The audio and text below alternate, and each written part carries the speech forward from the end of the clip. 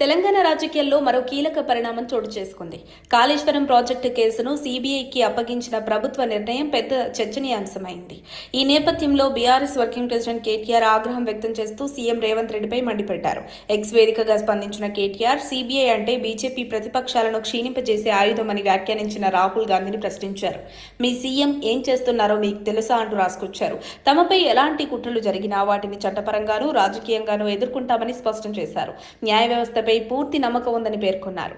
ఇక మాజీ మంత్రి హరీష్ రావు హైకోర్టును ఆశ్రయించారు. కాళేశ్వరం కమిషన్ నివేదికపై ఆయన లంచ్ మోషన్ పిటిషన్ దాఖలు చేశారు. సీబీఐ విచారణకు అనుమతి ఇవ్వడాన్ని ప్రశ్నిస్తూ అసెంబ్లీ తీర్మానం లేకుండానే కేంద్ర ఏజెన్సీకి కేసు అప్పగించడం తగదని వాదించారు. తక్షణ చర్యలు నిలిపివేయాలని కోరినా కోర్టు నిరాకరించింది. అయితే ప్రభుత్వం తీసుకున్న నిర్ణయాన్ని రేపటిలోగా వెల్లడించాలని సీజే ధర్మాసనం ఆదేశించింది. ఇటీవల వామన్ రావు దంపతుల హత్య కేసు కూడా సీబీఐకి అప్పగించబడింది. ఆగస్టు 13న సుప్రీంకోర్టు ఈ మేరకు ఆదేశాలు జారీ చేసింది. వామన్ రావు తండ్రి కిషన్ రావు దాఖలు చేసిన పిటిషన్ ఆధారంగా తెలంగాణ ప్రభుత్వ అభిప్రాయం తీసుకున్న తర్వాత కోర్టు ఈ నిర్ణయం తీసుకుంది. దీంతో తెలంగాణ నుంచి 2 కేసులు సీబీఐ చేతుల్లోకి వెళ్లాయి. మునుపటి బీఆర్ఎస్ ప్రభుత్వం సీబీఐ ప్రవేశాన్ని అడ్డుకునేలా జీవో జారీ చేసిన సంగతి తెలిసిందే. అయితే ప్రస్తుత కాంగ్రెస్ ప్రభుత్వం ఆ జీవోను సవరించి కొత్త ఆదేశాలు విడుదల చేయడానికి సిద్ధమవుతోంది.